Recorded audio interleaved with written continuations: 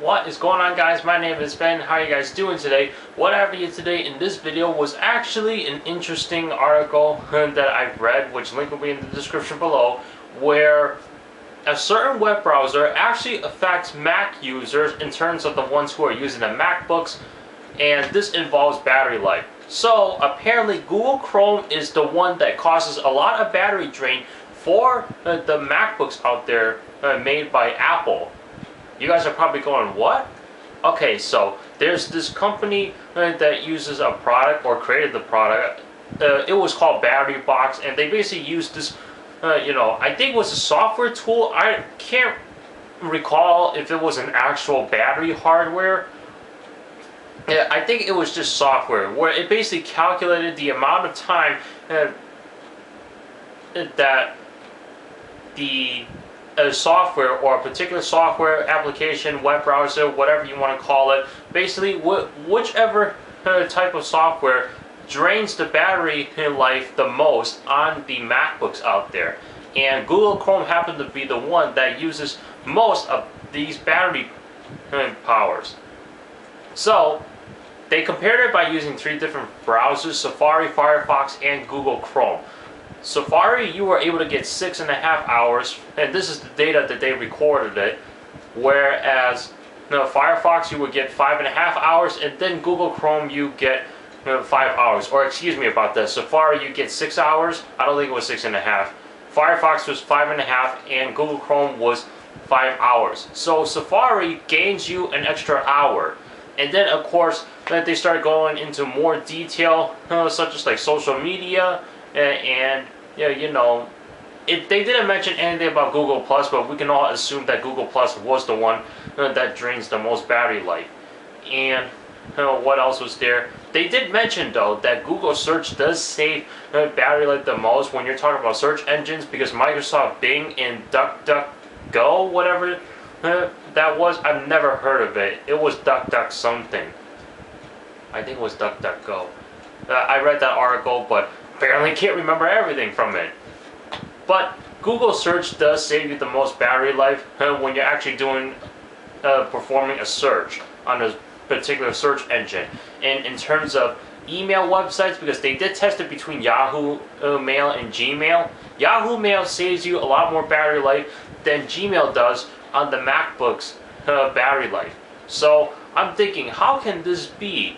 That are like certain applications like drawing in more code or scanning more code or having more packets coming in order to get the user whatever they need displayed on that particular web page. There must be something going on behind the software where it's going to draw the most battery life out of your MacBook. So this, I'm trying to figure out how this is all happening, and I don't know. I just seem confused by it because you see what I have here. I got PCs right behind me, and I don't feel like I have any issues using a certain particular software in terms of battery life. Although I do know that when you are running off of the battery on your laptop, now power does kind of degrade a little bit, especially when you're doing a video editing, kind of like with this Sony Vaio right here. I unplug the battery charger, just let it drain by the battery. It's not going to encode the video fast enough because it doesn't have enough power to do that, so therefore it does it a little bit slower, and who knows, maybe the video might not even finish encoding until I plug in a charger, and then that's when the fans really start to kick in. But then again, that's a laptop. What difference would it make if I did it on a desktop or if I did it on the Lenovo E540 here? I don't know. I would assume that everything will be done quicker through a desktop because you don't have to worry about draining the battery life, because that doesn't run off of a battery. That runs off of electricity coming from your wall outlet and from a power supply inside your particular PC. And then of course, same goes for Macs, where the desktop's all-in-ones and the desktop tower, not really a tower, a cylinder, with the power supplies installed in them. And then of course, laptops, they run off of the battery, and then of course chargers plugged in, they'll give you a little bit more power. So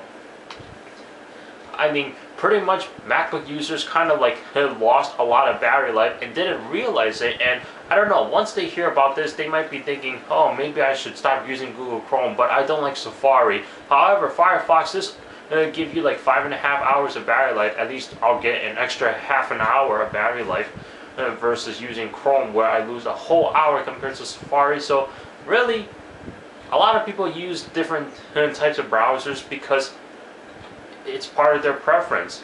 They prefer this versus this. That's pretty much it. So what do you guys think about this?